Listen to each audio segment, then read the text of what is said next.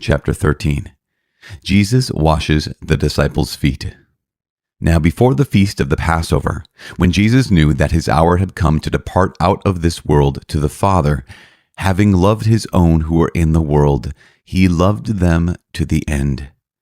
And during supper, when the devil had already put into the heart of Judas Iscariot, Simon's son, to betray him, Jesus, knowing that the Father had given all things into his hands, and that he had come from God and was going to God, rose from supper, laid aside his garments, and tied a towel around himself. Then he poured water into a basin and began to wash the disciples' feet and to wipe them with the towel that was tied around him. He came to Simon Peter, and Peter said to him, "Lord, do you wash my feet?"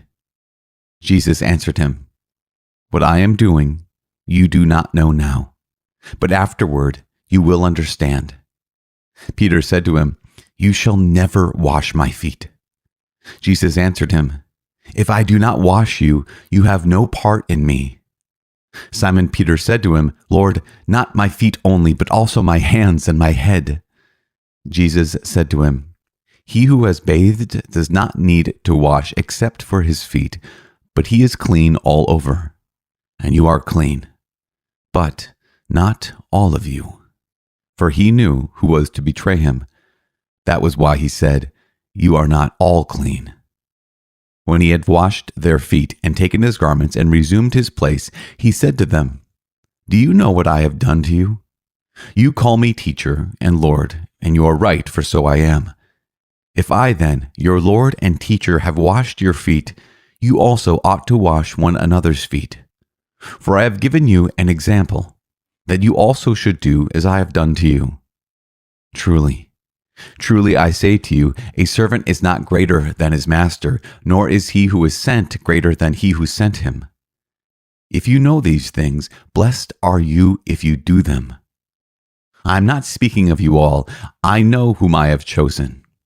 It is that the scriptures may be fulfilled. Welcome to the He world who of ate copy my trading. bread has lifted his heel Enrich your against trading me. knowledge. Observe the moves of I top tell you traders. this now, Seamless before trading, it takes exceptional place, outcomes. that when it does take place, Ready to you may elevate your trading believe game? that I am he. Sign up today. Discover the Truly, ease of copy trading Truly and I watch say your to portfolio you, reflect he the who prowess of receives professionals. anyone whom I send receives me, and he who receives me receives him who sent me.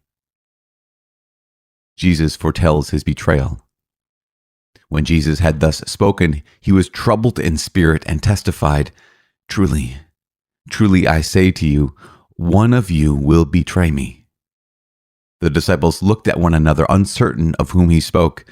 One of his disciples, whom Jesus loved, was lying close to the breast of Jesus. So Simon Peter beckoned to him and said, "Tell us who it is of whom he speaks." So, lying thus close to the breast of Jesus, he said to him, "Lord, who is it?" Jesus answered, "It is he to whom I shall give this morsel when I have dipped it." So when he had dipped the morsel, he gave it to Judas, the son of Simon Iscariot. Then after the morsel, Satan entered into him.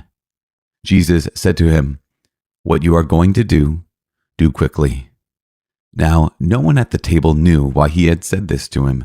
Some thought that because Judas had the money box, Jesus was telling him, "Buy what we need for the feast," or that he should give something to the poor. So after receiving the morsel, he immediately went out, and it was night. The new commandment. When he had gone out, Jesus said, "Now is the Son of Man glorified, and in him God is glorified. If God is glorified in him, God will also glorify him in himself, and glorify him at once. Little children, yet a little while I am with you.